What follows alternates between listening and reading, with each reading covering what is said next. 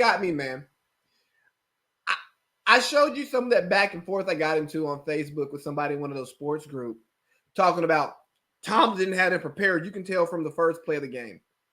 I'm tired of people blaming poor execution by players on lack of preparation by coaches.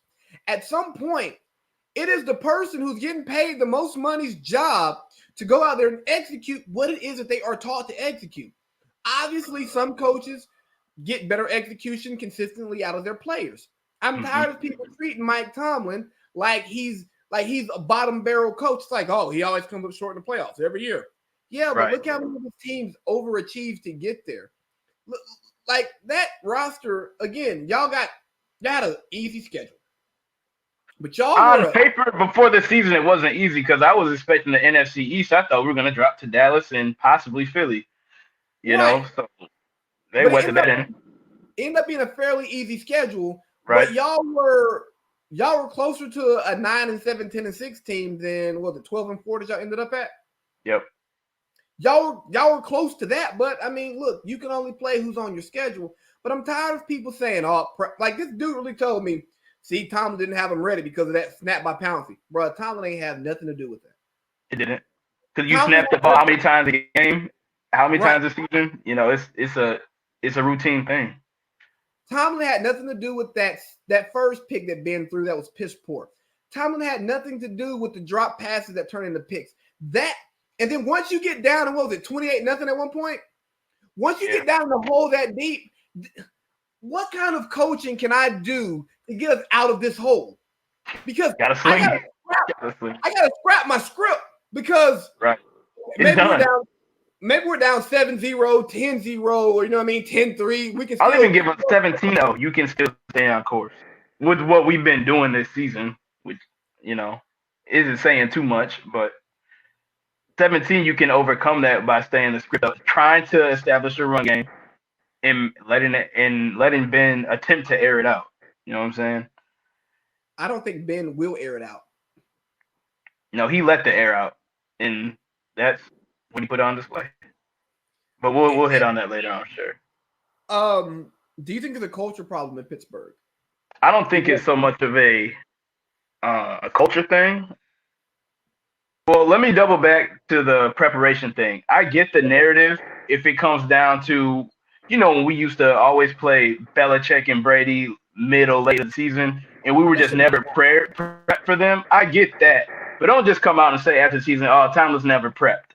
That doesn't make – he wouldn't have the record he does not being prepped. He's never had a losing season.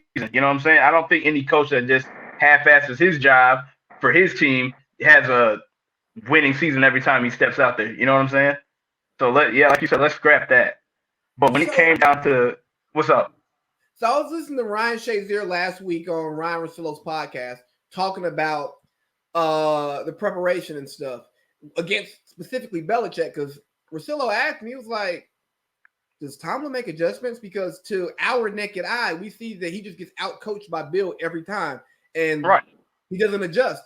And Shazier was like, no, Coach T makes adjustments, but the thing about what they do in New England is they know your tendency so well that they're prepared for your adjustments. So they adjust to your adjustments. And I go, this is why I like athletes on podcasts, because now you get to tell me the stuff that my naked eye is not going to see, that your typical sportscaster's naked eye is not going to see. If you're not in that locker room, you're not in that huddle, you don't know that, hey, we got these 7 adjustments, but guess what? If you get out-coached by Bill Belichick, that's like getting outran by Usain Bolt. No one's judging you or should judge you. Right. And are we really talking about culture if the Steelers win? Because in theory, Juju backs up what he said, and Claypool doesn't get the airtime to say the shit he said. You know what I'm saying? So it just seems like it's a lot of different narratives they're trying to throw on Tomlin as well as Ben, but centered around Tomlin following the law. And honestly, man, I think Ben's y'all's problem. I do too. So that's, I mean, look, y'all got a new OC coming in. How do you feel about that? Praise God. I'm excited. I've seen the candidates too, so I'm excited about that.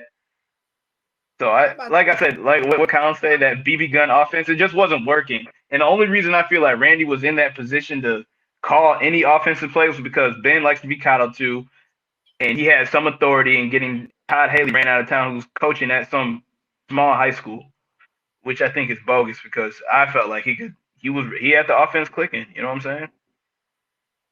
So this was Ben's undoing. No one's gonna talk about that though. I think that y'all should call Haley back and say, look here, Ben, he's coming back because you were your best with him.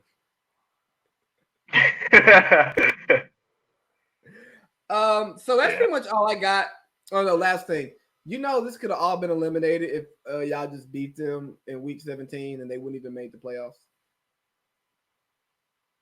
Yeah, we know. We know. Ben can go. Connor can go. We're trending in the right direction. Get rid of OC. So I guess we're gonna start at the top, work our way down. So I'm assuming I'm gonna get some more breaking news that's gonna make me, be like, all right, we know we're on the right track. We're on the way to turnaround. All right, so hit me with your Steelers stuff. Oh, I got a lot. Let me go back to Ben and Connor. Okay. Ben, I like. Okay, he came back. I was happy with what I seen, given his surgery, given his past careers, taking a beating. I get that, but dude, you're old. You get out what you put in. From what I've been hearing, you don't work out. So yeah, you're gonna be throwing 2 to 3 interceptions every 2 games. Your arm's gonna be a little raggedy in the late stretches of the season when it's cold, and you don't have a run game. Like you would like back to Russell Wilson, you can't put the game on a quarterback's back. I don't care how good you are. You got to have some type of counter, which is the defense, and the defense can only do so much. You know what I'm saying? So I don't think it's a culture. It's an identity thing. We don't have that run game identity, and some things are so embedded into a franchise. It should be permanent. And defense and run game are those two permanent things, and we just didn't have the run game. So it just made us one dimensional. So you don't like your Pro Bowl running back James Conner? Is what you're telling me? No, he's a good Disney story, a good 30 for 30 story. But no, he's made out of China glass, man. Like, can't win with that. You're barely available. He's now. I don't even know if he's recovering from an injury. I think he's still trying to rebound from the loss of Le'Veon Bell. He's a good. He's a good. What do you call it? Supplementary back. He's a good complimentary back. Yeah, like that's at best because you're not even available to even change the pace of a game. You just can't. You can't structure any type of consistency with that, and then you factor in the O line coming in and out, and we're already an older O line. It's too many variables. So yeah, he's gotta go. He's gotta go. I like Benny Snell. He kind of reminds me of when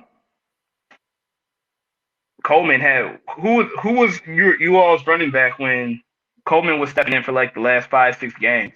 Who got hurt? And he did, Freeman, and he just didn't take advantage of that opportunity. Yeah, yep. And I was like, okay, this is Coleman's opportunity to show that he should be the lead back and get his contract, stay in Atlanta. Nope, he didn't take advantage of that. Same thing with Benny Snell. I like him, but he didn't take advantage of that starting position where it's like, okay, I can command this backfield. At least until you guys find out or find a franchise guy or the guy that you want to go with. We couldn't even get that starting position type of workload from it. You know what I mean? Production, excuse me. Draft Najee. Say that again? Draft Najee Harris. He was looking like a back on Monday. He was looking like a real Steeler on Monday. I'll tell you that. Yeah, get your first round running back. They're a dime a dozen, but do people still say he's a generational running back talent? Like, is that something we see? Rarely. I mean, we haven't seen that since what? AP? Well, maybe Bush. They haven't said it since Saquon, and I think that the funny thing is, CMC is a generational running back out of the. No. I'm sorry, wrong draft. CMC is a generational running back. Oh yeah, okay. Can I tell you, he got so disrespected coming out of the draft just because he was white. He had all. I remember that. He had all the Reggie Bush measurables, but nobody would make the Reggie Bush comp. I'm like, bro, he catches punts. He can line up in the slot. He can run routes. Nobody wanted to say that. He is Reggie Bush with a little bit more meat on his bones in a game that is not nearly as physical and as big as the game that Reggie Bush played in. But you don't want to call the white boy Reggie Bush. Because nobody wanted him to come into the league and disappoint and had to backtrack those Reggie Bush comparisons. They were playing it safe. I kind of don't blame them. Because that's Reggie Bush we're talking about. It's not like Reggie Bush was the world. I mean, he had a decent NFL career. Well, I'm saying in college. He was decent Reggie at Bush. best. Oh, yeah, decent. It was decent. In college. He just went to Stanford and decided he cared about his education. Right. But back to your Steelers and the rebuild and how y'all going to blow it up. We need to. I like Bud, but his injury kind of puts us in a tough spot. What? Yeah, we got to come up off that. We got to come up off some money. I know. And I like him, but with that rookie playing in, stepping in, doing well, from a business standpoint, it might be like, well, we got this rookie. You know, he didn't do awful. He wasn't getting blown off the ball. Maybe we save some money and move off of Bud. But I like Bud. Him and TJ, I think they just need to stay together. They're a good cohesive unit. Well, what's Ben's cap hit next year? Jesus. 41. Shoot. Man. Bro, he's got enough to build Jolson another church.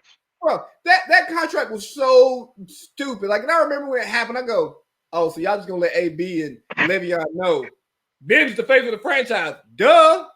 You ain't gotta pay him all this money just because he says, I think I want to play some more. Right. Damn what Tom Brady's doing. This ain't that. This ain't nowhere near that. We gotta look out for us. And Ben, you're not delivering. Again, it could be another great Disney story on the back end, but I don't think he's gonna get us over the hump. No, he is the hump. And and you give us a run game, we might. I'll put my money and say we're a plug and play offense with the run game. Yeah, y'all get a run game, y'all can get ducked back there and win 10 games. I'm done. But I more so just need the quarterback to be right for Tomlin's sake. Yeah. I want Pittsburgh to work just because I want Tomlin to continue working. But hey, if Tomlin doesn't work, he will be hired before he even signs he even gets his firing in the email. It's like, okay, yeah, he has a job already. Anything else about for Pittsburgh? Sure? Because I think the thing that finish your point. Just one more Tomlin appreciation. One more Tomlin appreciation quote. I think Tomlin works because I think anytime you can make a room full of grown ass rich niggas shut up and listen, that's saying a lot. Like you command the room, and I think a lot of players revolve around that. Yeah, you got a Corvette, man. You get Juki to talk about his dancing ass. It changes things. Like, damn, shit. So